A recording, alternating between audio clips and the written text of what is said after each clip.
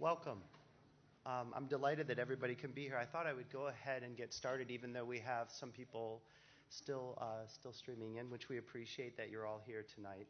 I'm Tom Leacan, and I'm the director of the History Center here at USC, which is a center that's devoted to promoting historical knowledge very broadly through things like this public lecture, but also seminars, workshops, public history events. We've done a number of things throughout the year.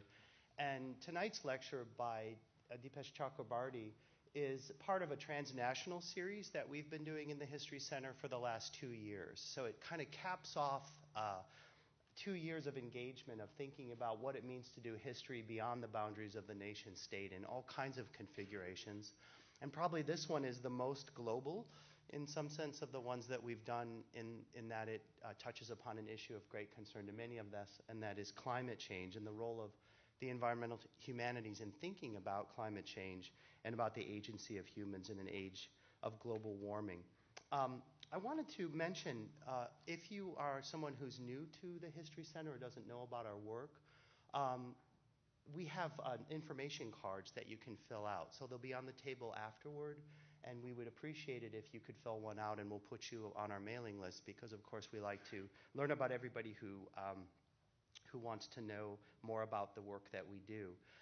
I'm not going to be introducing Dr. Chakrabarty in detail. That will be the role of our distinguished Vice Provost, Alan Miller, who's going to be introducing him, and who's the Director of International Affairs here at USC. But I just wanted to say a few words of welcome and tell you a little bit about some of the sponsors for this event. So the History Center is generously funded by the Dean of the College of Arts and Science, the Provost's office, as well as the history department itself.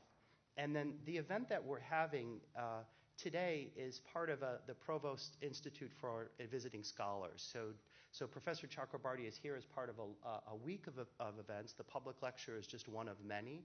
So the conversations we're having tonight will continue all the way through next Tuesday. So there's plenty of opportunities if you like what you hear tonight and you want to get more engaged in thinking about climate history, the environmental humanities, and so forth.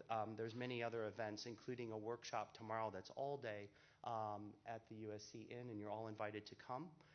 That's organized in panels dedicated to his 4 theses on climate history. So, of course, we want to thank the Provost Institute in that context, but also a number of other scholars. So, as you'll see when you hear the lecture tonight, Professor Chakrabarty's work is very interdisciplinary. It touches upon fields that many of us are concerned about, not only the natural sciences, but of course also history, literature, philosophy, and politics. And as a result, we have a lot of co-sponsors. So I want to make sure that I acknowledge everybody who has helped to bring this event about. I want to mention first in this context the Rachel Carson Center for Environment and Society, which is located in Munich, Germany. It's an institute for advanced study in the environmental humanities. And they've made it possible for us to invite a number of scholars in these various disciplines to come tomorrow for what's called the After Nature workshop. So After Nature, Politics and Practice in Dipesh Chakrabarty's 4 theses on climate history. And so there are a number of scholars associated with that institute who are here tonight, so I welcome them to Columbia, and we're delighted that you're here. The other sponsors for our event are the Walker Institute for International and Area Studies, the School of Earth, Ocean, and the Environment, the Departments of English and Geography at USC, and of course the History Department itself. So a number of different sponsors are involved, and we're delighted to have your support. After the lecture tonight, there'll be time for a Q&A. So what we would ask that you would do, so questions and answers that you might have, there's a microphone in the back there. So what we'll ask you to do if you have a question is to we'll form basically a line, and you can ask anything that you would like. And we will, Professor Chakrabarty will try to address it in that context. And we'll be talking for about close to 50 minutes, and then we'll have time, 55 minutes, and then we'll have time for questions afterwards. So let me then turn the stage over to Alan Miller, and he will give you a more detailed introduction to Professor Chakrabarty and his work. So thank you.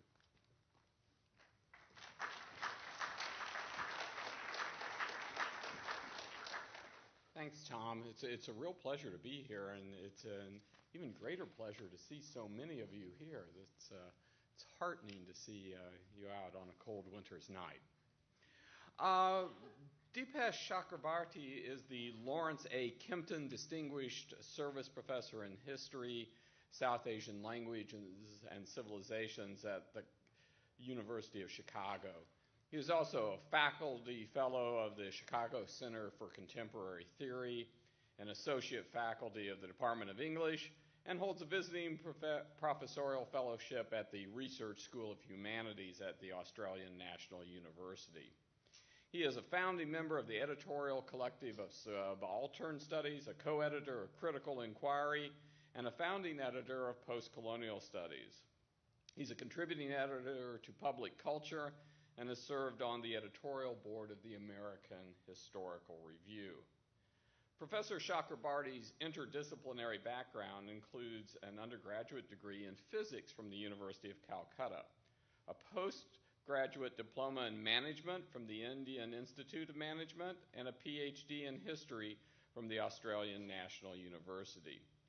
He was awarded an honorary doctorate by the University of London in 2010 and another by the University of Antwerp in 2011. He was elected an honorary fellow of the Australian Academy of Humanities in 2006 and a fellow of the American Academy of Arts and Sciences in 2004. And in 2012, he was invited to be a member of the Scientific Advisory Board for the Center for Global Cooperation Research. Professor Chakrabarty has written widely on the theory and practice of postcolonial histories and subaltern studies. He's probably best known for Provincializing Europe, Postcolonial Thought and Historical Difference, Princeton 2000, which is regularly assigned here at USC in seminars such as History and Theory and in the English and Geography departments. His most recent work has turned to the human predicament in the age of global warming.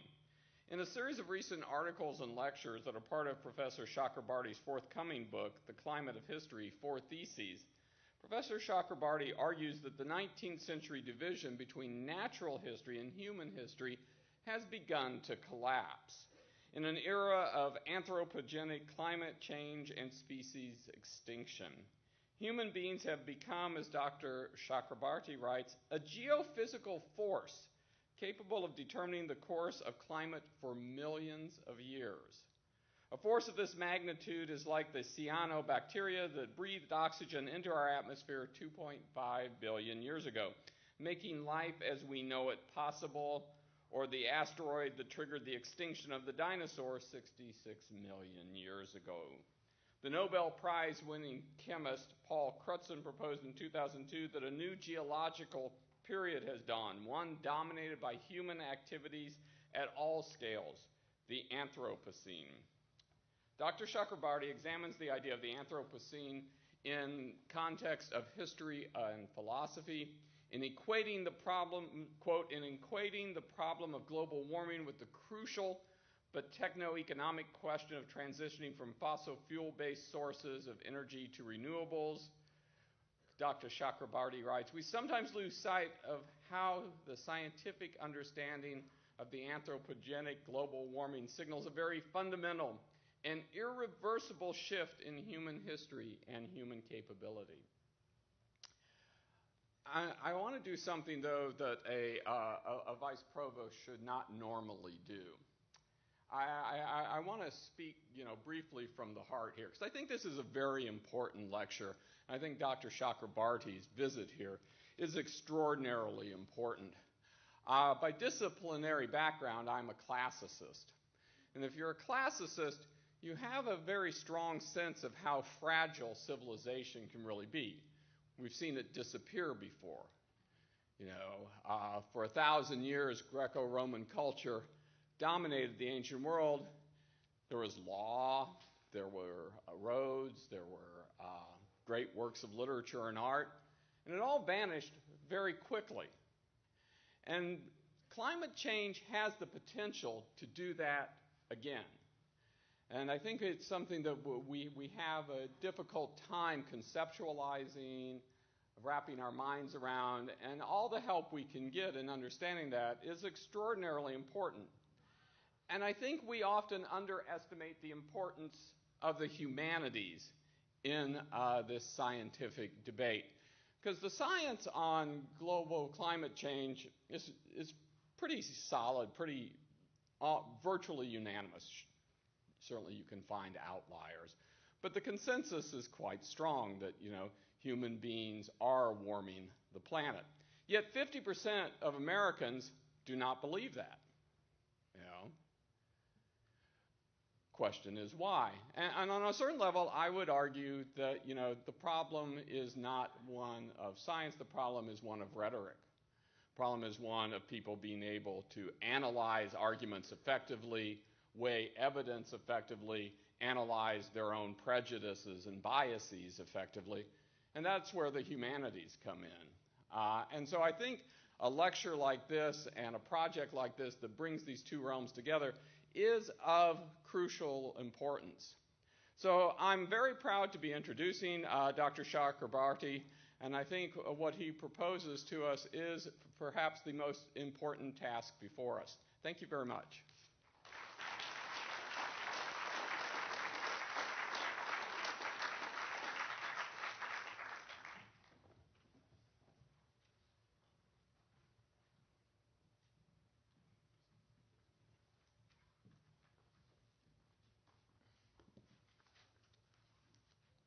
Well, thank you very much, Professor Miller, for that very warm introduction, and thanks to Tom for the invitation to visit this campus, and thanks to everybody who's made it possible for Tom to invite me. So I'm very pleased to be here. Actually, you made my job simpler by announcing already that it's important what I have to say. So even if you don't find it to be important, you have to think that it's important. But often as a historian, and I find myself quite useless because, I think there are all these big problems happening, and if you're a scientist, you're an economist, you're a policy person, you have something to say to people. The question with climate crisis or any crisis, people often ask you, so what do we do? And I know there are a lot of good answers to those questions, and we can discuss them, and others give them. I won't be giving any answer to that. I won't be talking about, so what do we do? And partly because I'm not a policy person, I'm not an activist. Even when I did physics, I was very bad at the practical side of it. I loved the philosophical side of physics. I loved the way physics raised questions, but when it actually came to doing experiments in the lab, I realized it wasn't my subject, which was bad, which was sad. And so, it was great comfort to me when I got the job in Chicago. I was teaching in Melbourne, and in Melbourne, in Australia, the government is much more utilitarian. For everything you teach, you have to say why it's useful. You have to fill in a form as to what skills students will learn from your class and how that will help them in life or in getting a job. And of course, arts faculty people always used to write they'll get critical skills, and the administrators would cross it out and say analytical skill. Don't use the word critical. The critical was a bad word, But when I got the job in Chicago, I still remember Chicago people telling me, in Chicago we don't do anything fashionable or useful. So we're giving you a job because you don't do anything useful.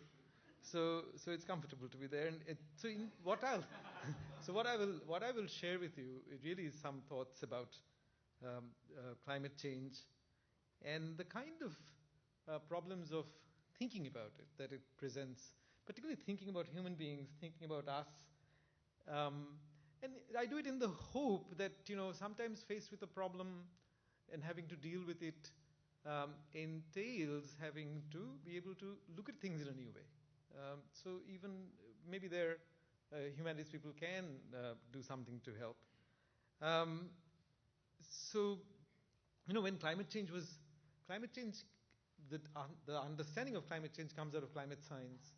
And climate science post-war climate science, which really was dependent on big technology and investigations, in part came out of the Cold War and the competition between the US and the Soviet Union for mastery of space, the United States' interest in actually being able to use weather as a military weapon.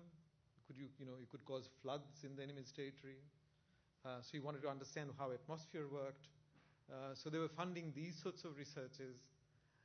And it's out of those researches that questions about climate, questions about relationship between climate and life, these things came up. So if you Spencer Weird and Joshua Howe, who teaches politics at Reed College, have written lovely books on the history of the science of global warming.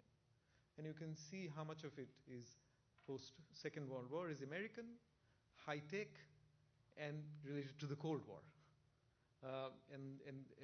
James Lovelock, for instance, the Gaia man, basically was invited by Carl Sagan to work in NASA on the question of sending something to Mars to find out if Martian atmosphere suggested that there was life, or there had been life, or there could be life on the planet, which was all about colonizing Mars, using space for both competitive and military advantage, all of those things. So when they defined climate change, IPCC was set up. It was the end of the 1980s. They didn't think that global warming had anything to do with globalization. While in the humanities social science departments we were talking about globalization, how the world was coming together for good and bad, but the climate scientists were not defining climate change as globalization. They were not defining it politically. They were defining it as a problem of climate eventually causing a danger, a harm to what we regard as civilization. That was kind of the political extent of their. But they were really trying to understand temperature and why it was going up. But the Rio conference of 1992, and before that, 1991, the World Resources Institute, when it was set up, and its first director, Gus Peth, actually wrote a book, came out with a pamphlet saying why global warming was everybody's problem. And that kind of set the cat among the pigeons. Third world people got very upset, saying, why are you blaming everybody and saying it's everybody's problem when you guys in the West have industrialized, hogged the carbon sinks of the world, and now blaming us and saying it's everybody's problem. It's not our problem. You're the polluters. You should pay for cleaning up the carbon pollution. And actually the people who argued that very powerfully were two Indian environmental activists, Sunita Narayan and Anil Agarwal. Anil Agarwal is now dead, who came out with a pamphlet against Gus Peth in 1991, and it was called Global Warming in an Uneven World, or Unequal World, a case of environmental colonialism.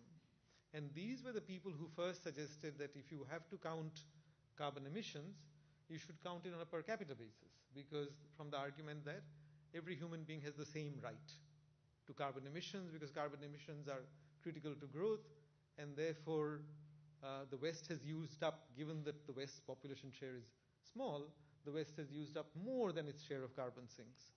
And therefore the West has had to pay more to clean it up. And out of that, from the Rio conference, they were able to force into the conclusion of the conference a phrase which is now still defines climate justice, which is the phrase of differentiated responsibilities. So they said, yes, we have but our responsibility is differentiated because we have not grown at the same time. There was European imperialism, we were colonized, which is why they called it a case of environmental colonialism. And so in a way, what these activists brought into the question of climate change was the question of the history of capitalism, the history of European expansion, the history of globalization. Right? But the industrialized nations were not happy with the idea of differentiated responsibility, and that India and China, who would become major emitters, particularly China is now the largest emitter, and China's per capita emissions are higher than EU's. So the industrialized nations were not happy. They insisted and eventually put the word common into the settlement, and it said common but differentiated responsibility. So, the word common is a very interesting word, because when you think about it, it's an empty word. Most of climate politics is about differentiated responsibility. When people talk about climate justice, it's really about the history of uneven growth in the world. And in some ways, what I will try to do is to try and see if we can put some sense into the word common, which I think is rhetorically, you're talking about rhetoric, which I think is rhetorically empty at the moment. It was a bargaining device. The less developed nations thought, okay, if we let America have the word common, maybe they'll sign on to Kyoto, but they didn't. They still haven't. But in the process, the word common was allowed. And the expression stands as common but differentiated responsibility. So, as I was saying to you, so the meaning of the word common is much less obvious than the meaning of differentiated responsibility. And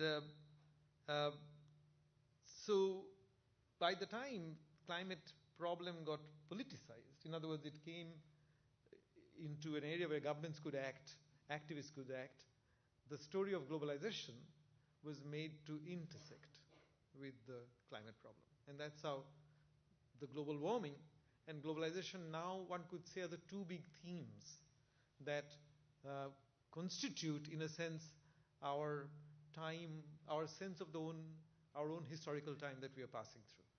So we're passing through, maybe we're at the crossroads of globalization and global warming. And so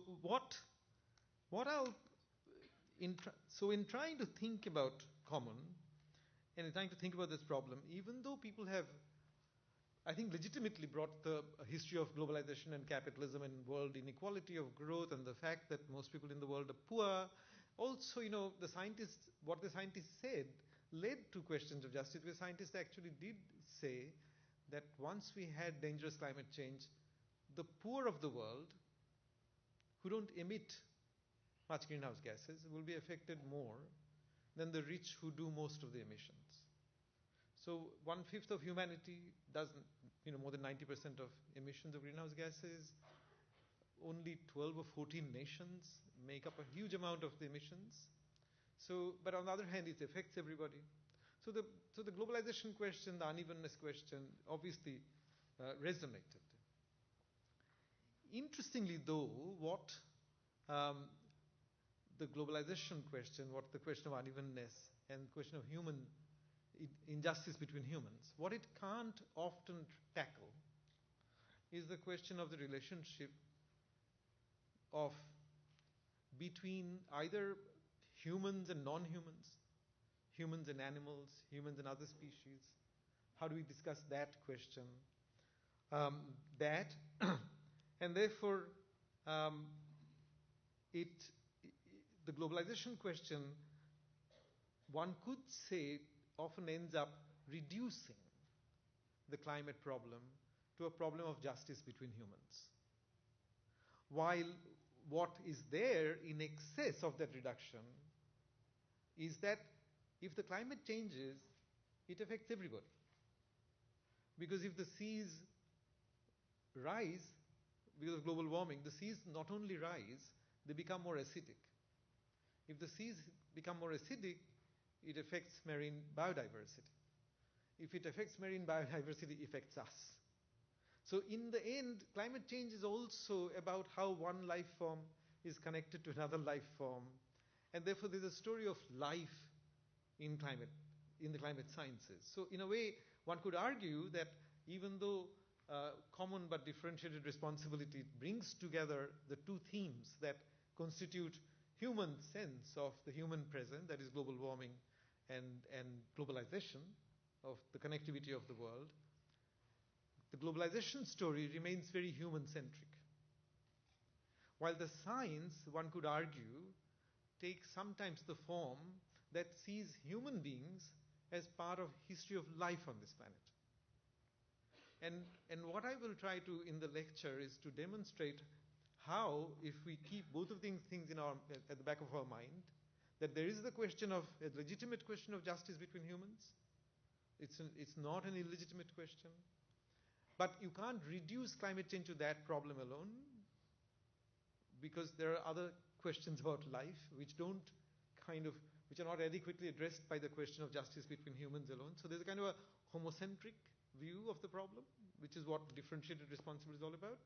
And there could be also what you might, to use the Greek word for natural reproductive life, zoe-centric view of the problem, or a life-centric view of the problem. And that's why a climate change commentator, Clive Hamilton, recently wrote in criticism of an essay that Ulrich Beck, the great theorist of risk society, because Beck was, and it's not just Beck, many people do it on the globalization side, they say we have to solve the question of human justice.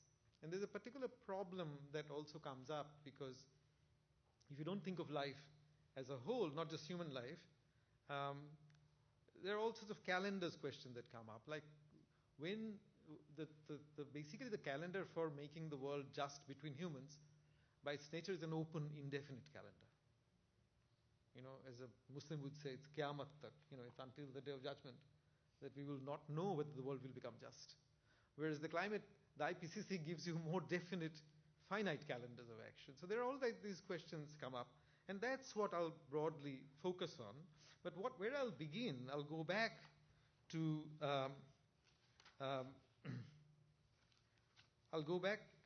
the question of the research in space, and maybe begin there with because that's where, from the very beginning, you can see that this business of humans versus life was already there.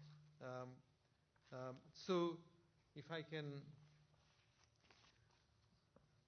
So in a way, when you read the literature on globalization, this is kind of one sentence summary of the history of people thinking about globalization.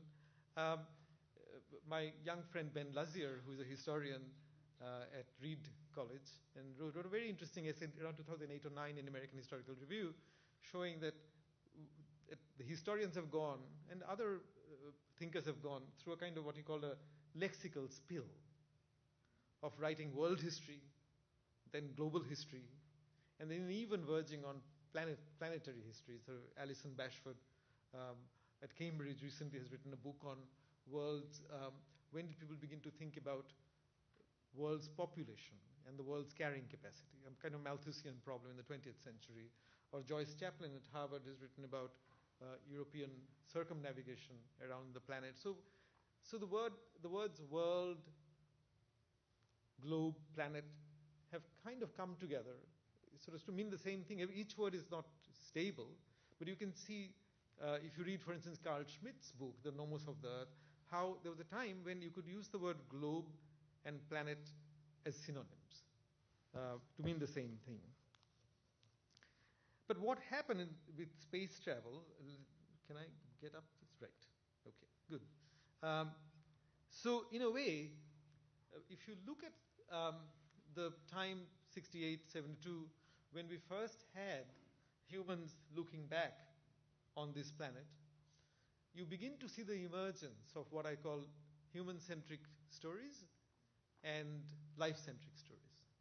So people look in and say, hey, it's called Earthrise, but actually, it's taken from the side. But you could see that people would say, okay, that's where we live. It's our planet. Why do we fight amongst each other? So there's a lot of question about this is our home. This is kind of the planet becoming the globe. It's as if your awareness of the world that begins with European expansion, eventually ending with discovering that the world is the globe and the globe is this planet. And you kind of hit the limits of it. Similarly, the next one, which is 1972, Humans Looking In, is also the Blue Marble. It's a famous picture. So one could say that these pictures symbolize for observers, as I was saying, on the one hand, the theme of human dwelling,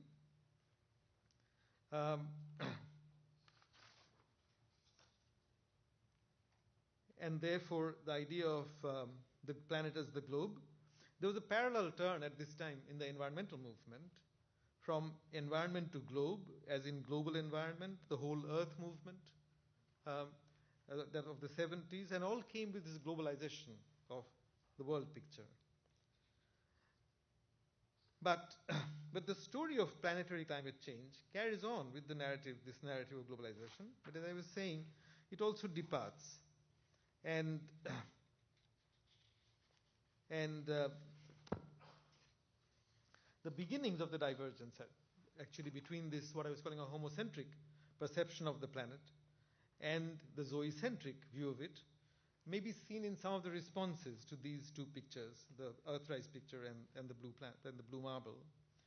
Immediate responses, as I said, to the sight of the Earth seen from space evoked thoughts about human dwelling, unification of the world. Fred Hoyle, astronauts were expressing the hope that Fred Hoyle, the astronomer, Arthur Clarke, the science fiction writer who had been influenced by the world historian Arnold Toynbee, had expressed about the unification of the world in the 50s or people before them. Alongside these reactions that focused on man, there were also that focused on life as such. The microbiologist René Dubos remarked, looking at this picture, how drab and grey, unappealing and insignificant the planet would have been without the radiance of life. And the ecologist David Worcester spoke of the thin film of life that covered the planet and made it the only colorful object in space. Right? Everything else is just dark and shiny little object. This is the only one with color because of life. So the difference between this human-centric and life-centric views of the world is perhaps best illustrated through some remarks that James Lovelock made in passing in his book The Many Ages of Gaia, while recalling the time when he teamed up with his friend Michael Allaby to write a fictional book called The Greening of Mars, trying to imagine how humans might begin to inhabit the red planet. And Allaby, who was a novelist, immediately imagined Mars looking like Manhattan. It was a terraforming, Whereas Lovelock, he said, I found his views too homocentric, too human-centric. And he preferred, he says, the eco-poetic expression, the making of a home, a process whose imagination does not begin with humans, but with life. To make Mars a fit home for life, writes Lovelock, even as he believed that Mars was too arid to host life, he said, we shall first have to make the planet comfortable for bacterial life. Somebody mentioned the cyanobacteria. I think you did, Tom. Yeah. So in that latter view, you can see that is one that places humans, firmly within a larger view of life and planetary dynamics that I'm calling zoocentric. And you see these themes very, very clearly, and in interest of time, I won't read this out in any detail, in the very famous poem, a prose poem that was written by the American modernist poet and the Librarian of the Congress, Archibald MacLeish, who wrote famously a poem on December 25, 1968, because the New York Times asked him to express in poetry what he saw in these pictures. The first one. And the poem called Riders on Earth Together, Brothers in Eternal Cold. And you can see Brothers in Eternal Cold itself is a story about human oneness, and this being our home. But in that, it also had a sentence, which this one and see how much it's life-centric. And this is, I'm quoting from the poem. For the first time in all of time, men have seen whole and round and beautiful and small, even as Dante had never dreamed of seeing it, as the 20th century philosophers of absurdity and despair were incapable of guessing that it might be seen. And seeing it so, one question came to the minds of those who looked at it. Is it inhabited? They said to each other and laughed. And then they did not laugh. What came to their minds 100,000 miles and more into space, halfway to the moon, they put it, what came to their minds was life. On that little, lonely, floating planet, that tiny raft in the enormous, empty night, is it inhabited? And you will see that the habitability of a planet was one of the main questions that came out of James Lovelock's work on Gaia and the question of climate. So I'll just give you a quick example of what happens when people make climate problem into a justice problem between humans. And there's a very interesting book by a young American academic called Steve Vanderheiden, who has a book on atmospheric justice, recently published, on politics of climate change, actually called Politics of Atmospheric Justice. And he is a trained political theorist who works through Rawlsian frameworks of normative justice and tries to apply it, accepting seriously the proposition that climate change disadvantages the more disadvantaged people, which is a problem that lends itself to a Rawlsian approach, to a normative approach. But interestingly, if you read the book, you'll find that he begins by accepting, I'll just read out one paragraph. He begins by accepting that carbon is one of the basic building blocks of life on the planet, with CO2 the dominant means by which carbon is transmitted between natural carbon sinks, including living things. In an exchange known as the carbon cycle, humans and other animals take in oxygen through respiration and exhale CO2 while plants absorb and store CO2, emitting oxygen, keeping terrestrial life in balance. So forget, I don't understand what life in balance means, but at least he's making a connection that it's actually carbon is everybody's problem and property in that sense, if you want to call it so. Then he says, while some life might be possible to sustain within a small range of temperature variability, beyond that since the last ice age, the climatic equilibrium produced by 10,000 years of greenhouse gas stability, the Holocene, is responsible for the development of all terrestrial life. And even changes from that equilibrium could throw those ecosystems dramatically out of balance. So there's an acknowledgement that this is a problem for all living things, right? But then, in spite of acknowledging it, he then quotes IPCC and says, just as IPCC regards climate change as a problem for humans and between humans, I will do the same thing. I'll only look at justice between humans. And why? He actually quotes a political theorist to say that even if we notionally made some people proxies, spokespeople for other forms of life, and for future generations who will also be affected, they will always constitute a legislative minority in our societies. And therefore, I will not take them into account because I don't want to treat them as legislative minority. And this is where Bruno Latour has been, trying to do his very interesting work, what he calls composing the Parliament of Commons or whatever. But if you read Bruno Latour, you will see that Latour always produces a glossary, which you have to constantly consult as you go through his pages, because he's trying to imagine a society so different from ours that he almost needs a new vocabulary with which to speak of it, which also makes his work difficult. But if you stay with the vocabulary of justice and politics and political theory as we normative thinking as we know it, then you have the problem that van der Heyden's book illustrates, where you acknowledge that it's a problem for all aspects of life, for all living things. But then you actually, eventually he says, but I'll talk only about humans. And he goes even further. And eventually, like Ulrich Beck, he says, this is actually, climate change is synonymous with the question of justice between humans. So what I'm trying to say, I'm not, just to read one paragraph, he says, so look at the way the paragraph develops. Concern for equity and responsibility should not be dismissed as secondary to the primary goal of avoiding catastrophic climate change. For anthropogenic climate change is also a problem of justice, so cannot be genuinely remedied unless the international response to promote justice has been addressed. So initially he says it's also a problem. Then he says it can't be solved unless the justice question is addressed. And the paragraph ends by saying global justice and climate change are manifestation of the same set of problems. Right? So he makes them kind of equivalent of one another. So it's a very interesting book to read to see how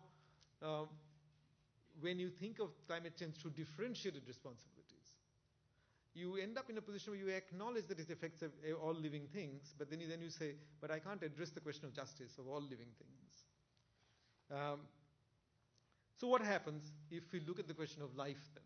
If we take life more seriously, if we say we won't be homocentric, we'll be zoocentric, but we'll try to think about the climate problem, what happens then? So I'm moving into that. So if I had to illustrate in this context a point of view completely opposed to, say, van der Heyden's, completely opposed to, say, differentiated responsibility in that sense, that is Lovelock's book, The Vanishing Face of Gaia, I would cite a statement from that book. In a chapter entitled The Climate Forecast, Lovelock argues for the need, and I'm quoting, to consider the health of the Earth as a living planet without the constant that the welfare of humankind comes first. Then, of course, but he's interested in human welfare. So he says, this way I see the health of the Earth as primary, for we are utterly dependent upon a healthy planet for survival. Now, we know what he means by a healthy planet. He means a planet on which Gaia works. In other words, his theory that life is able to maintain conditions which are conducive to the maintenance of life. So he looked on life as a self-regulatory, and in his early statements, almost as a homeostatic system, he was criticized for saying this. And Toby Tyrrell, a professor of Earth System Science at the University of Southampton, has recently published a book aiming to be a serious refutation of the Gaia theory. And so Lovelock has been challenged by many, but there's a whole branch of Earth system sciences that's developed through the 70s, 80s, where I think it's broadly accepted, and Toby Tyrrell's book kind of supports that view, that while there may not be a kind of a one whole superorganism called life with capital L, but there is a connection between life and non-life, and that often there are systems of feedback loops and things whereby an ecosystem niche can be maintained, or an ecosystem is maintained, as it were, and you can disturb it. So I don't want to rehearse the debate about Gaias, but suffice it to say that Lovelock's comparative work on the question of presence or absence of life on Mars and Earth gave rise to a fascinating question. And the question was, why is the planet inhabited? So the question he raised was, why has this planet, the Earth, has been so consistently and so continuously hospitable to life for billions of years and to multicellular life for hundreds of millions of years? Because oxygen's been maintained for a long time at 21% of the atmosphere. If you had any more oxygen, life would go up in flames. If you had any less oxygen, we'll all choke and suffocate. So there's an interesting question, why has the planet been so inhabitable? Sometimes for that reason, geologists call it the Goldilocks planet. Like in the Goldilocks story, it's the only one that so uniquely preserves life. Now, this question has been asked, and it's given rise to a very interesting debate, has a whole range. Not everybody is convinced that this is a good question to ask. So some people argue, we are intelligent beings with big brains. We come after a long series of evolution, which means we can only happen if some of our ancestors had been able to reproduce continuously. And therefore, and we don't know all the ancestors who died off, the lines that didn't result in us. So therefore, to us it seems a natural question to ask. But it may have been just a grand fluke. Certain lines just simply lived on. And certain lines didn't. So it looks like a natural question, but it's not an intelligent question. It's just a fallacy of human thinking. It was a grand fluke. And then, and someone, for instance, say, if someone throws the dice 10 to the power 22 times, which is, it's an older estimate actually of how many planets there could be when the universe was thought to be entirely visible. Now they think they see only a part of the universe, so the number is probably higher. But if you throw the dice so many times, surely you'll have a planet in which this happens. But it's a fluke. Some people don't agree with it. I have a colleague in geophysics department, Ray Pierre Humbert, who has a very interesting textbook called Planetary Science. And the name in the chapter on planetary warming, it's called planetary warming, not global warming, because it happens on all other planets, many other planets. So what happens here is only a case, only a instance of planetary warming. And he actually says, look, it's a very interesting question. Because it is an interesting question, but he says the jury is out. We don't know. And then some other people say that we can't answer this question, even if it's an interesting question, because our sample size is one. We need many other Earths with similar atmospheres to be able to say why this planet has been so friendly. I mean, if there were historians, wouldn't have been any problem generalizing on the basis of a sample size of one. We do it all the time. But scientists have problems. Scientists have silly problems, right? We don't have those problems. Right? So I think the emerging consensus, I would say, is that, as Toby Tyrrell puts it, that Okay, both luck, so they have occupied a middle ground. Both luck and environmental stabilizing mechanisms have ensured that life would continue, but these are not mechanisms that work so well. So there's not a healthy, sturdy, robust superorganism called life that will keep life going and get rid of humanity and fix problems. So if you believed in early versions of Gaia, Gaia as Mother Gaia, then you would have thought, okay, there's no problem for life. Humans might mess it up, but life will get rid of humans and continue. They say, no, you can't assume that, but it's clearly there's been some luck, but there are also mechanisms that stabilize the planet. But these mechanisms are precarious. You can seriously mess them up if you're not watchful. So the climate crisis thus raises very significant questions about the conditions of life on the planet and invites us to see humans in that context. And you can't get to this point of view through the homocentric per capita emission figures. But the story of expansion of the human species on the planet up to a point where we have become indisputably the most dominant species, putting pressure on many other life forms. So the Dutch scholar Rob Hengevel's work explains the problem here nicely. For most of their existence, human beings fitted into a pattern of life where one life form's wastes were resources for another life form, and life subsisted on this natural process of recycling of wastes. Now, thanks to our numbers and the scale of our production and consumption, we produce a lot of waste that cannot be decomposed or recycled. And two connected instances are, of course, one is plastic, the other one is excess CO2 that you can't recycle at the moment. So let me just show you some other slides. That's population, urban population, and primary energy use. I'll just show you so you can see, they're now talking about the importance of post-1950 development, and I'll come back to it. That's population growth. That's urban population, which actually makes us even more vulnerable, because the more you live in cities, you have to depend on a lot of services. And this primary energy use is interesting. If you can mentally see it, this kink here is probably the oil crisis of 1970s. And see what little difference it made. When it happened, we thought, here's the beginning of a new world. But yeah, maybe we can use that as a point. Banish the thought. But you can. That's fine. So at least So the relatively recent growth of the human population. Here's the interesting story. And you can see how recent it is connected to the story of fossil fuel, whether we look back on human history or anticipate our futures. After all, it was fossil fuel energy, and only fossil fuel energy, that made it possible to break with the old agrarian pattern and construct the industrial world, writes the peak world theorist John Michael Greer. But actually, John McNeill, the historian, acknowledges, and his father William McNeill, that without the availability of cheap energy, plentiful energy in the shape of fossil fuel, if we had to build buildings like the Sears Tower in Chicago, we would have had to use slave labor.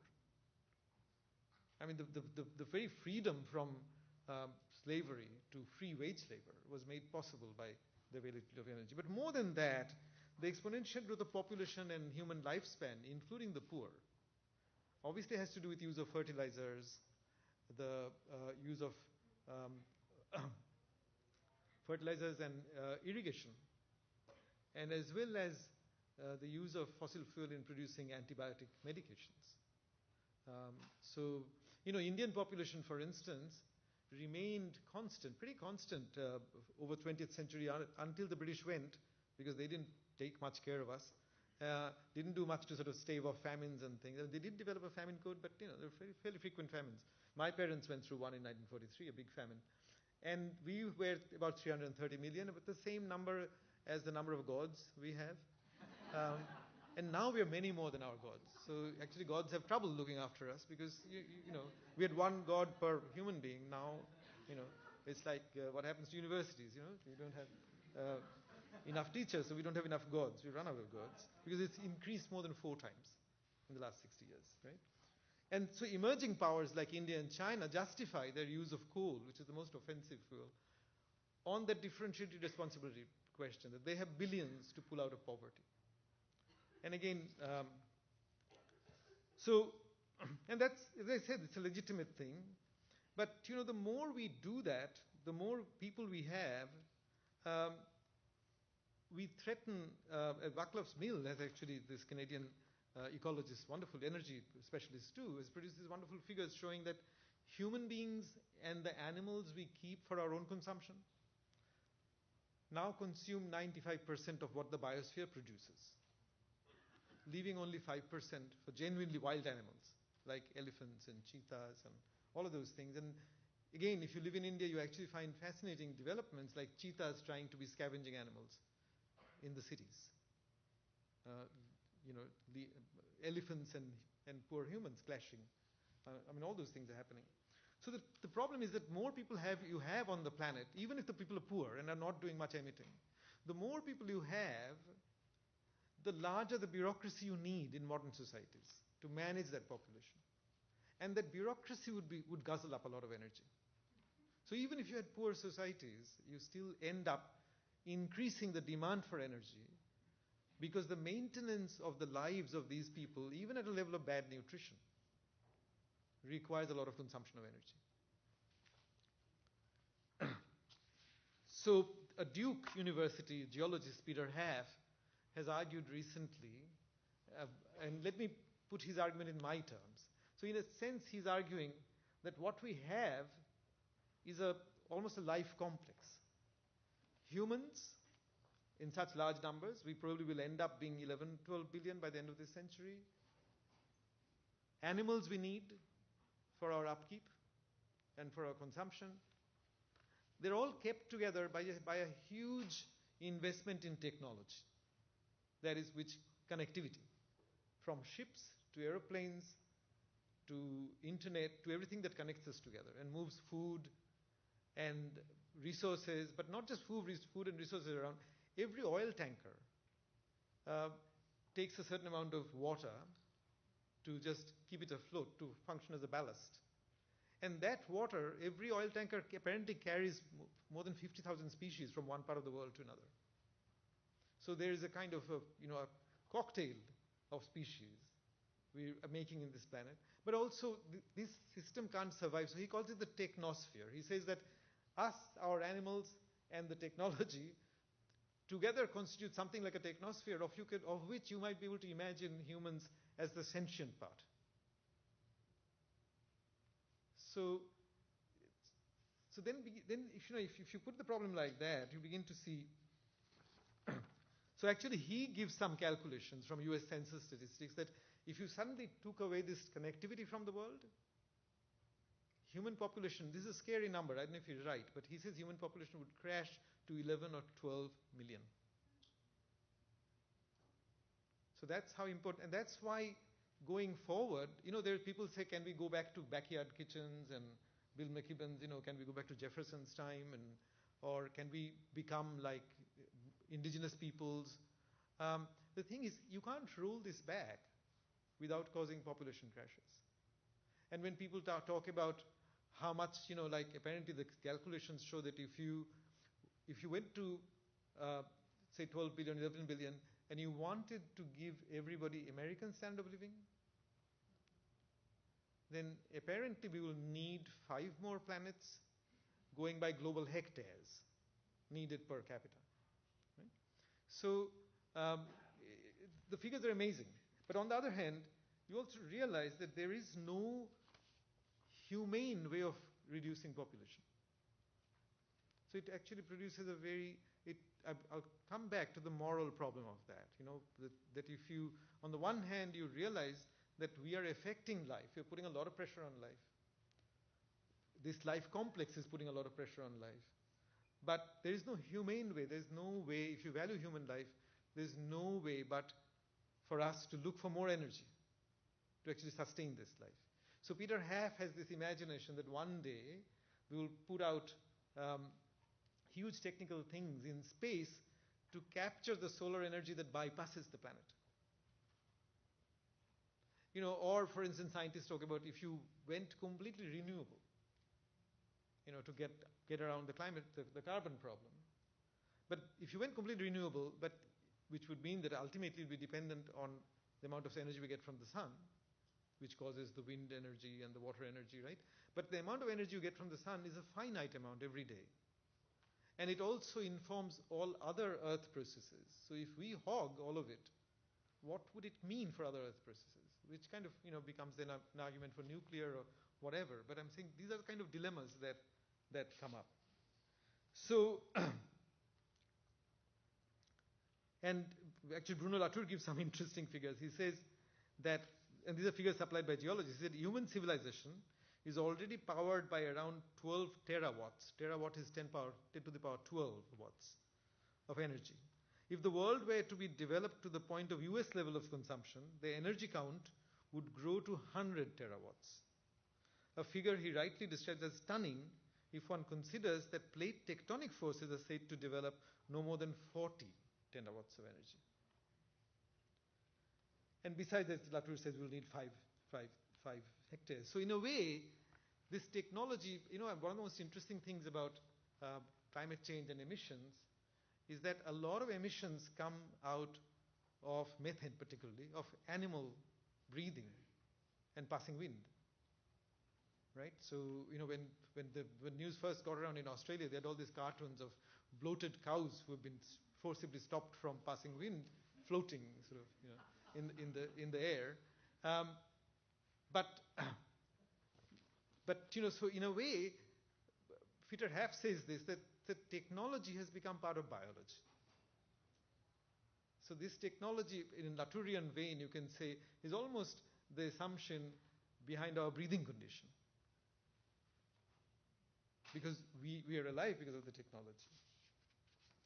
So, so then let me sort of, by way of conclusion, so that we have time for discussion. So then you see the problem. So on the justice side, the human we think about, between whom we are seeking justice, is a form of life that we have celebrated for a very long time in theology, in phenomenology, in the social sciences. So this is the human of whom we think of every individual as aiming to be an autonomous person and therefore being able to take responsibility. So when we say industrialized nations should take responsibility, we actually apply to industrialized nations this idea of personhood, that you guys have polluted. It's a polluter pays principle, right? So you should take responsibility. And because you are autonomous legal entity. But this idea of personhood, as many of the history students here would know, we still work with in law, was developed quite very sort of, with a sharp focus in the 17th century in European thought. But if you look at the way climate scientists are talking about life, the question of agency and responsibility is so dispersed between us, technology, animals, and then actually it's the microbe in the guts of the animals, helping them to digest grass and animal feed. Right? So what happens is the more historians now are often looking at biology, the latest American Historical Review had an interesting forum called History and Biology. And of course, the biological understanding of human beings is increasingly undermining the idea of the autonomous personhood. When you look at, you can look on yourself as a vehicle for other forms of life, which also help you, but there are all these. So, so faced with this, faced with the dilemma, some people have come up with the solution. Earl Ellis, a geographer, Mark Linus has a book called The God Species, which is actually exhorting he acknowledges the climate problem and then he says, okay, maybe we should become stewards of this planet. We should take charge. And we have science, we have reason, we should be able to fix this problem and address it. Amartya Sen, the Nobel winning economist, recently wrote an article in which he also said, well, look, we need more energy, so we should have a normative framework, and I agree. And then he went on to say, but we should also develop a sense of responsibility to other species. And then he asks, on what grounds, as a philosopher? So he goes to Buddhism and says, well, Buddha tells this in this story, Buddha says a parent should look after a child because a parent is more powerful than the child. And if we recognize that we are a dominant species, then we should act towards other species as their custodians. Now, if what I'm saying is right, the problem is that we are making, I think, a category mistake. You cannot use your reason and become a dominant species for the simple reason that, species history, we don't even fully know. Sometimes species are going extinct that we don't even know about. So we don't know you never have a full list of what impact you're having on other species. And secondly, think of life forms that are hostile to us, not the bacteria, the microbes in my guts that are helping me to digest my food, but think of Ebola virus, something between living and non-living entity, or bacteria for which we use antibiotics. How can I be in loco parentis to the bacteria that's going to kill me?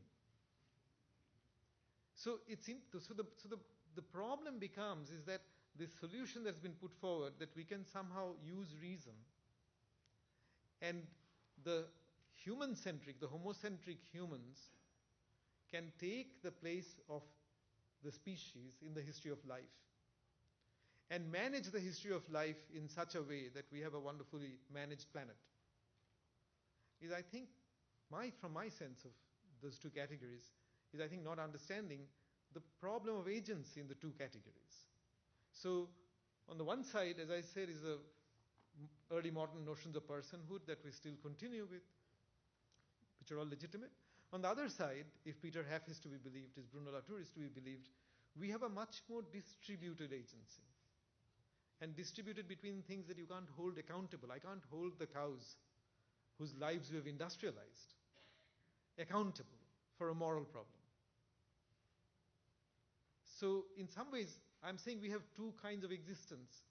One is the existence as individuals, as autonomous individuals, as the way we are studying, the way you'll be growing up to be citizens, you'll make citizenly choices, and that's entirely valid, but that's an older conception of personhood.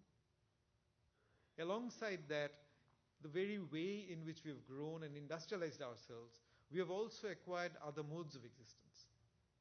I mean, Latour has an interesting book called Inquiry into Modes of Existence, and that other modes of existence is not simply the geophysical force, but actually as this complex of life ensemble in which we are a species, but we are not on our own. Even to function as a species, we need other species, companion species, and we have industrialized both our lives and their lives.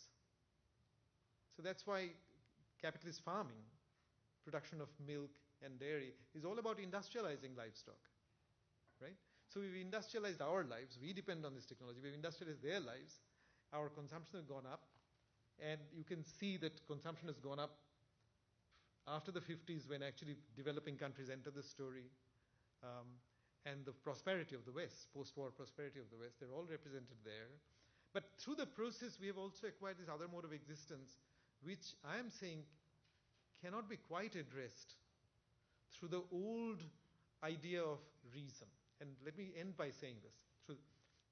So when people say we can use our science and redesign the word and take charge, so they are actually saying, let's be rational about it, as Amartya Sen would say, and they're defending a view of rationality which goes back to Aristotle and probably even further back, where you think of rationality as something that comes into play when you can abstract it from passion, from affect, and all of those other things. Whereas I think today, if you look at the climate question, and people have argued against that tradition, you realize that faced with the problem, what we first experience when we realize that we have become this problem, and how sharply we realize it, I'll just tell you. Geologists, and my friend Jan Zalasiewicz heads up a committee for International Stratigraphic Commission trying to date the beginning of Anthropocene. And they just come up with a paper which actually dates it. If I can quickly find the date, I'll read out to you, and then you'll see what the problem becomes. Basically, they say, okay, here is the quote. In that paper, they say, this epoch Anthropocene, they suggest with confidence that the Anthropocene be defined, I'm quoting, to begin historically. This is a new geological epoch, and it only makes sense to speak of a new geological epoch if you believe that geologists coming to this planet after a few million years will be able to define this epoch, will agree with your geological judgment, right? So they say that with confidence they're suggesting that the Anthropocene can be defined to begin historically at the moment of the detonation of the Trinity A bomb, atom bomb, at Alamogordo, New Mexico on July 16, 1945. With the onset, I'm quoting, of the Industrial Revolution, humankind became a pronounced geological factor. But it was from the mid-20th century that worldwide synchronous impact of the accelerating Industrial Revolution became both global and near synchronous. The date thus combine, this mean, both an important event in human history, the test explosion, and what they call the source of a chemostratigraphic global signal. So if the Anthropocene is ever formalized by the International Union of Geologists, it will mean that long after fossil fuel-based civilizations are gone, the Earth will still bear in its rocks the signs of our having been here. But I'm saying, which is the our? Which is the we that has been here? That we is already split. So when you realize that Anthropocene is part of, for me, living memory, I wasn't around in 1945, but my parents were, and I wasn't born long after 1945. So I kind of think it's as recent. And so think of the event, the nuclear test is both a very important event in human history. And they're saying it's the beginning of a geological epoch. And it's this collapsing. So you realize that what's happened, that in normally writing human history, we assume the geological to be a spectacular background. Sometimes the Vesuvius erupts and you write a novel or a history around it, right? So sometimes, of course, the planet did things, but we think of that as disaster or as a bounty. A river comes closer to my home, but destroying somebody else's home. And that history we've already written. But we took this to be a large background that you could broadly take for granted, and was there to produce sort of hydropower and thermal power, and it has a job, to keep us happy.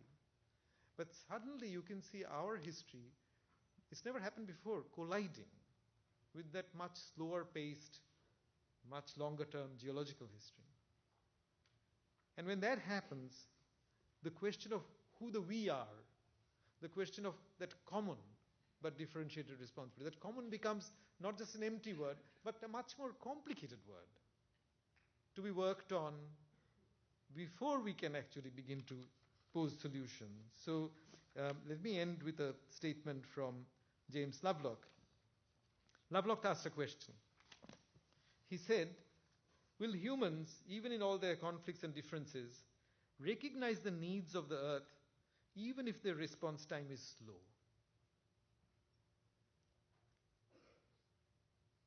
Motivating globally coordinated human action on global warming necessarily entails the difficult, if not impossible, task of making available to human experience a cascade of events that unfold on multiple scales, many of them inhuman.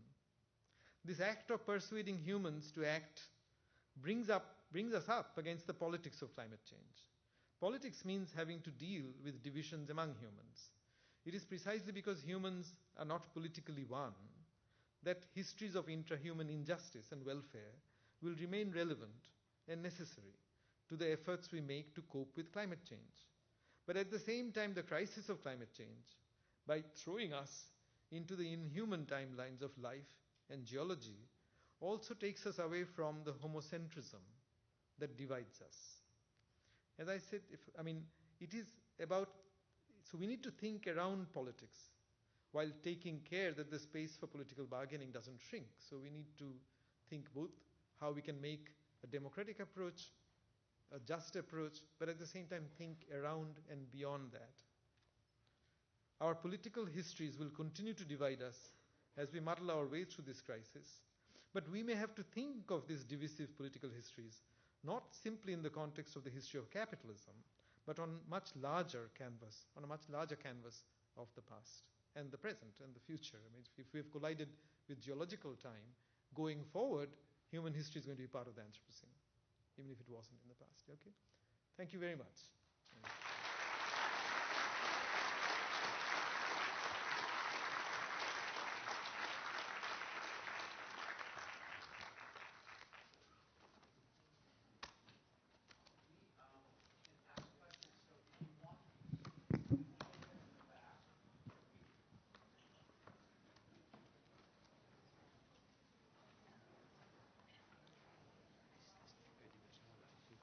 So if you want to ask questions, there's a microphone in the back, or this one up here, Mark can bring to you if you're in the front rows. So Maybe either way. let the room settle in. Yeah.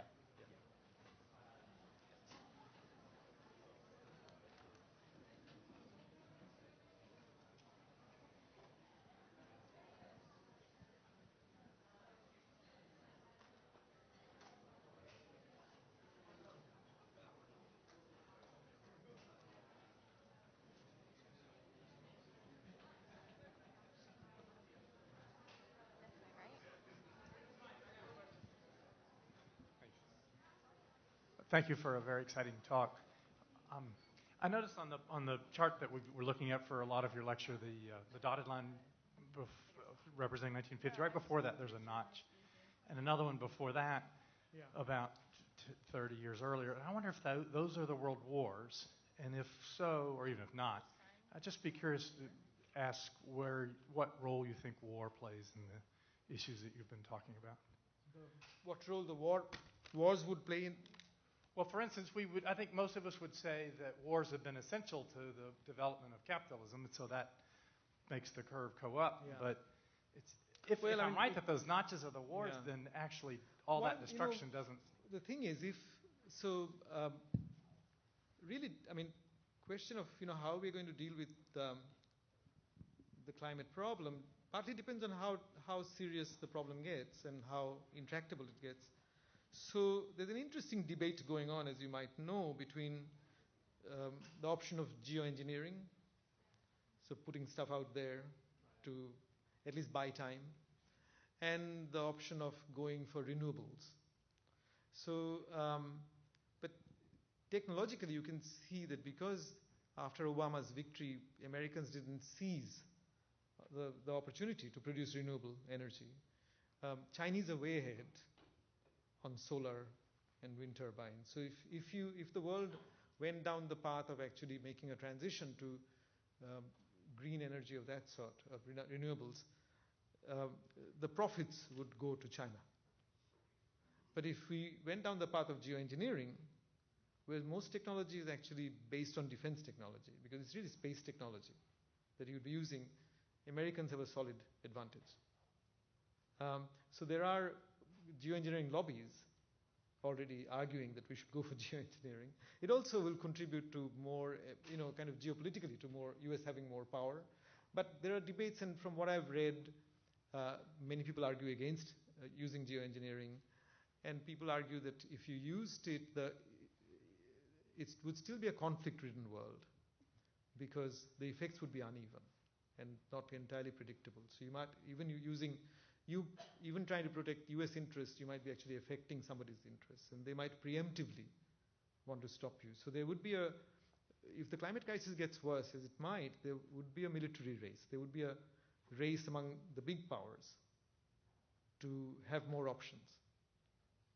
So in a way, it destabilizes the world and leads to more higher possibility of conflict. Apart from water crisis and small-scale on-the-ground conflict. So wars will again be important, whether it will be good or bad, different version.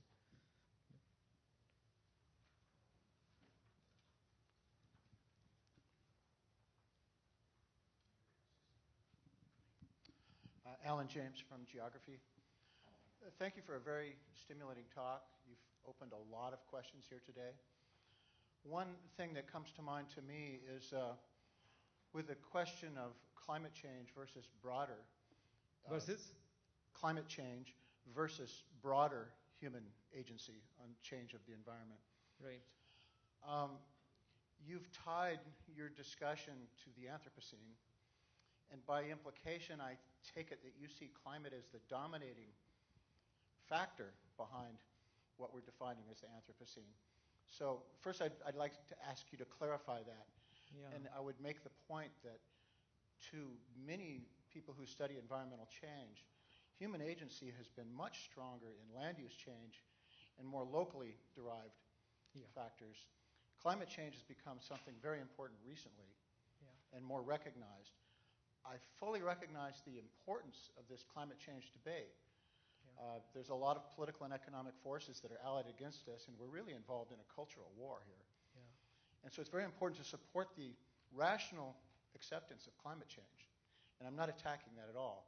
But I would see climate change as secondary to broader environmental changes that are going on. I'm interested in hearing your response. Yeah, no, I mean, I think, again, I don't have any particular quarrels with what you're saying.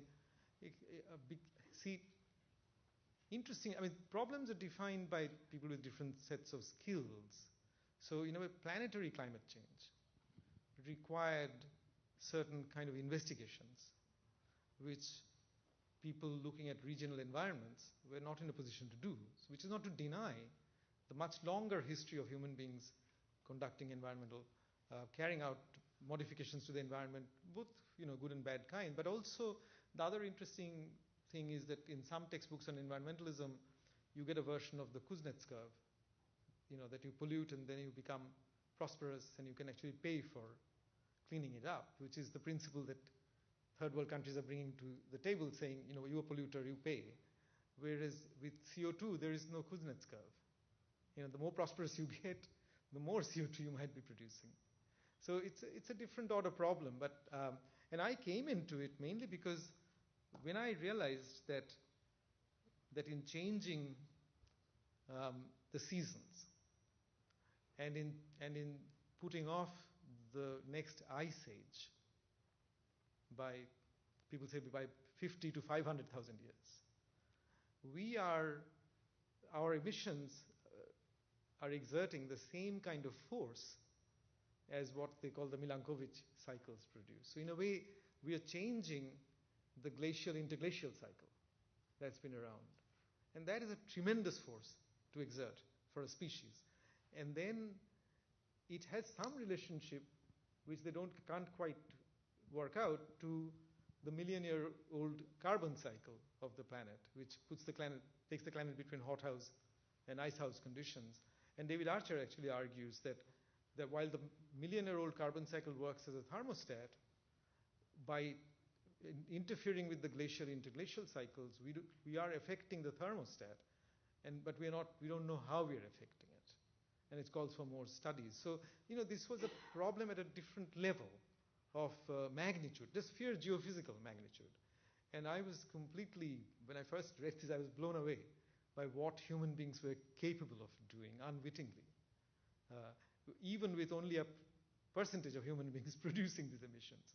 So in some ways, obviously it goes back to capitalism and what capitalism does and our institutions and how we built them up. The history of the science for a long time, a lot of it was unintended consequence for a long time. And for a long time, climate scientists themselves were interested in theories of global cooling. So the science also has changed.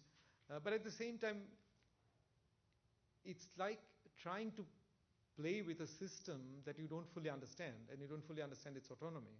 So there's a role of capitalism, but the role that feedback loops might play, positive or negative, in varying the temperature rise, that is the role of the Earth systems. You can't have a political economic exercise of that. So I was fascinated by the way the histories were colliding, disciplines were coming together, and I was saying to a friend today that it made me realize how our different disciplines have developed in tremendous relative autonomy, because we've kind of shared what in my head I now call Holocene assumptions, that we've shared that the geological works at a pace that my geologist friend would worry about. I don't need to worry about it, right? Or that I don't need to really bring Darwin into my political thought class, right? I can still teach Hobbes and the contract theorists and the state of nature argument without thinking of Bruno Latour and why he's upset about the nature-culture distinction. So in many ways, I think what's happening, I think maybe if the crisis worsens, in 20, 30 years' time, the disciplines may begin to look different. So I really think something has happened which is for the first time on a planetary scale in human history. It couldn't have happened without our numbers and the social system, the extraction of fossil fuel at this rate.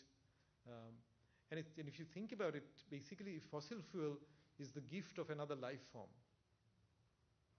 right, to the planet.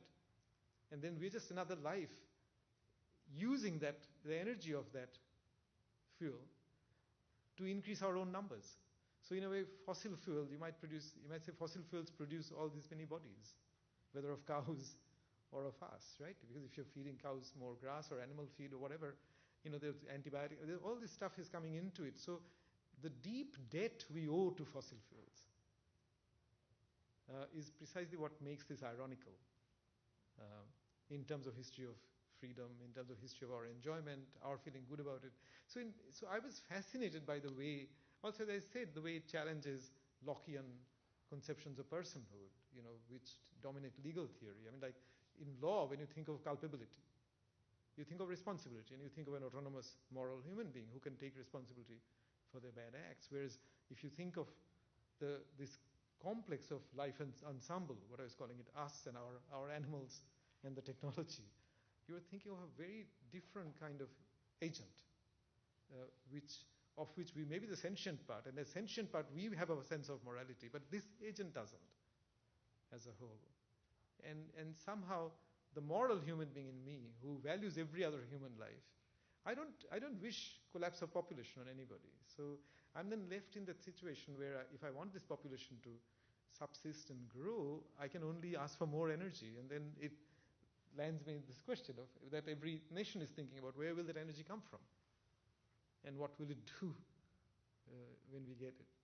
So it's really a quandary. I don't think there's an easy solution. So that's why I'm saying that the human justice argument is valid, legitimate, but if you reduce the climate problem to a human justice problem, then you kind of do injustice to the problem itself. I mean, an intellectual injustice to the problem itself.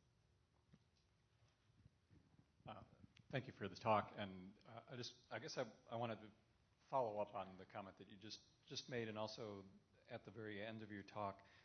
I get the point about moving beyond or thinking beyond just the issues of human difference and as you just said here, maybe human justice. You made a comment at the very end of your talk. You said we need to think around and beyond politics. And I was struggling to try and figure out what you meant by politics in that sense. So just as a sort of point of comparison, you mentioned Latour's work approvingly at a couple different points in your comments here and during the talk. It seems to me, without getting too involved in it, for instance, that one of the things that Latour and many others that are working in the frameworks that you're describing are trying to do is to conceptualize politics much more broadly, right? A politics of nature, a politics that's encompassing beyond just these notions of human difference and differentiation. But if we need to think around and beyond politics, then presumably you're thinking of politics in a substantially more constricted sense than that. And I'd just be interested in hearing more about what you have in mind by that. I mean, in other words, I think of politics that becomes impatient with thought. So I'm basically drawing on Karl Jasper's idea of epochal consciousness, which he developed both after the First War and then with the nuclear threat. And he was actually asking for a space in which one can think patiently in the face of an emergency. Because what happens is sometimes in the very sense of emergency makes us take a shortcut through problems that are enormously complex. And here is one problem. I mean, people often ask me if we can imagine ourselves to be abstract things like labor, why can't we imagine ourselves to be species and have multi-species relationship? I mean, here's the problem. When we think of a category like labor, there are many administrative agencies, offices, laws that are labor laws, right, that address you as labor. In other words, you already have a governing structure in place for which that category is a form of address. So when you are addressed by that name, you respond to it. You produce what Ian Hacking calls interactive nominalism, right? But there is no governing regime that we have in place that can address different species. Even if you call your dog dog, the dog doesn't think you're calling the species dog, thinks its name is dog, right? So that's why I think, that's why I was talking about the distributed agency of, these are in other words, we have created a problem which calls for alternative imagination of politics, which Latour is trying to do in his own way. And I think it gets difficult precisely because the structures don't exist. So he creates it out of, like the god Vishnu in Hinduism, who creates everything out of his navel. So, and I have enormous respect for the man, but I think the reason why his books come with glossaries is because he's trying to create an alternative world, and which you cannot envision with your present language, which is why he has to teach you a different language. It reminds me of an Indian psychoanalyst who trained in America and went back to Delhi to practice as a psychoanalyst. And then he would invite people and put them in the couch, and they didn't know how to be patients of psychoanalysts. So instead of telling deep stories about their parents and the mother and the father and the triad and what happened to him, they would talk about village-related uncle, the aunt of the village, the madman of the village.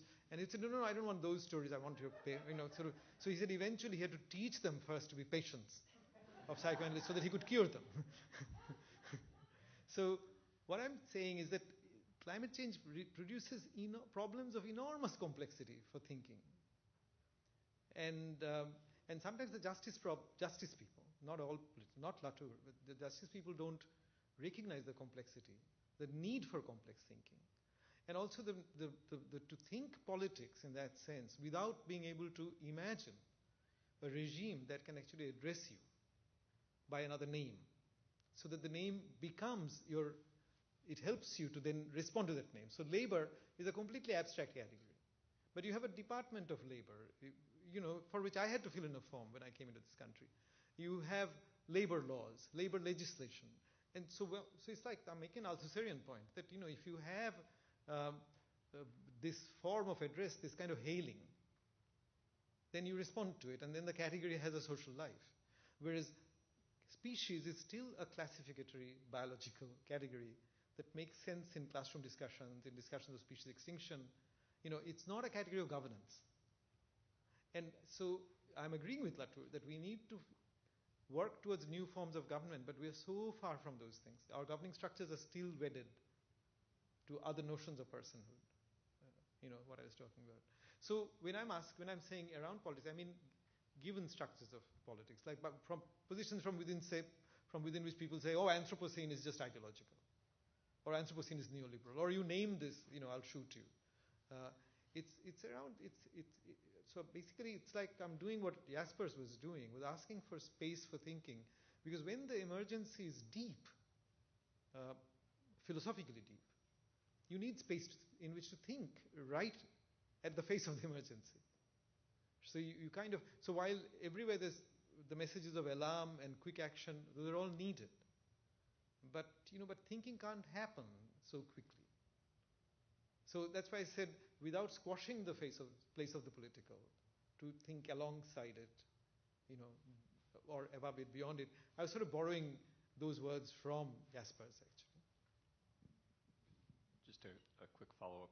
I guess I would just make a pitch for the possibility that space for thinking in the face of emergency and imposition, if it's to be collective thinking of any sort, could often go by the name of politics.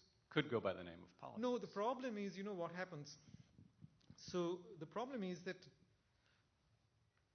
politics produces the question of partisanship. I mean, in the end, you're speaking for something, you're fighting somebody. And basically, if you're trying to compose the commons, if you're trying to find some meaning in the word common, there might be eventually a politics that follows from it. But it can't happen without patient thinking. And so in some ways, so in the larger paper I talk about not determining the political, not squashing the space, not squeezing it, but asking for space around it to think these problems. And I think there are really deep problems which are overlooked when people say we can take charge of the planet or we can do this. I mean, there are certain problems that at the moment seem not actionable. So what, when people have in different contexts asked me, what's the politics of species? Can you get out of natural selection? Can you get out of, there's a human hubris in the social sciences. So when you write the history of life, you assume that natural selection is blind and random. If I said to a friend, the history of capitalism is blind and random, every sociologist would be up in arms. So suddenly we look at 500 years, and that's not blind and random. There's a guiding logic. But if you look at billions of years, we accept that it's blind and random. So there are all these metaphorical exchanges that need to take place. So it's not a question. Darwin can't be an add-on to politics. If you take Darwin on seriously, you have to think through all these philosophical problems that come as a baggage. Hi, thanks for your lecture. I'm an undergraduate student, and I have a question about social justice as a means versus social justice as an end. So, for example, what your stance is on using social justice to advance the cause of climate change, such as when we empower women with reproductive rights and stuff like that, it reduces population growth, etc. If you could just clarify that, I was just kind of curious about that. Even that, so even if India and China go through what's called the demographic transition in the next few decades, if Africa has a population boom, we'll end up with 12 billion people. So granting all of that, right. So granting that if you give women more education, more rights, demographic transition, what's called demographic transition will happen. Even granting that we'll end up with, let's say, 4 or 5 billion additional people. So that's adding like 3 Chinas in the rest of the century. And that, if you think that you're adding 3 Chinas to the population, you can imagine the demand for energy that we'll have. So even with the best solution, even with all the best practices, you don't get out of the problem of energy, needing more energy. Precisely to give these women the choices that they would need, you have to give them education, right? To give them the choices needs energy. So what I'm saying is, what the sense capability approach is actually based on availability of energy. Without more energy, you can't have the capability that he thinks women should have. So, and I have nothing against those propositions, just I have nothing against renewables. See, the real crisis is what's called dangerous climate change, and for which IPCC gives a calendar, which looks like we won't be able to meet, right? And so we'll negotiate our ways through that process. Okay, thank you. You're welcome. Hi, thank you for coming. We really appreciate you having here. I'm also an undergraduate student. You said earlier that our governments are so far from working together in a democratic way to really approach this issue like at a worldwide stance. So given the exponential rate of energy use, as in that diagram, and the current modes of government, like the stronghold of special interest in capitalism, and the damage that has already occurred, do you think that the changes needed in government will come too late, like past the point of no return? Or this might be kind of a broad question. I hope not. And I think even if we sort of, let's say, 2 degrees warming, they say will be dangerous. So let's say we go to 2.4 or what, look, it doesn't mean that we're left without any options in our individual lives, right? It doesn't mean that we're completely desperate. It means life will be more stressed, but it doesn't mean that the human spirit will be extinguished or, human beings won't fight for justice. It just means a more difficult world. Do you think that maybe the exponential growth of technology will maybe match this to, guess? Well, there's a simple proposition that people say when we were talking about, rare materials that we use to produce touchscreen things. It actually requires something very rare. So we're always up against a finite world. So I'm sure people will talk about mining the moon or mining some other place. It's also a fact that geologists point out, the more, a living planet because life helps with oxidation and other processes in the nature, actually a living planet has more minerals than a dead planet. But we might be mining other planets and stuff for our own consumption. Those things probably will happen. And some amount of geoengineering will probably also happen. I mean, I don't think it's going to be a hybrid solution. It's not going to be one normative solution. It's going to be a mix of things people will do, some happy, some unhappy. But overall, if the climate gets worse, we have a more stressed, more conflicted world. So in that sense, John's point is right, that there'll be more politics, divisive politics of different kinds that we'll have to cope with. And that's why it's even more important to have democratic means of addressing these problems.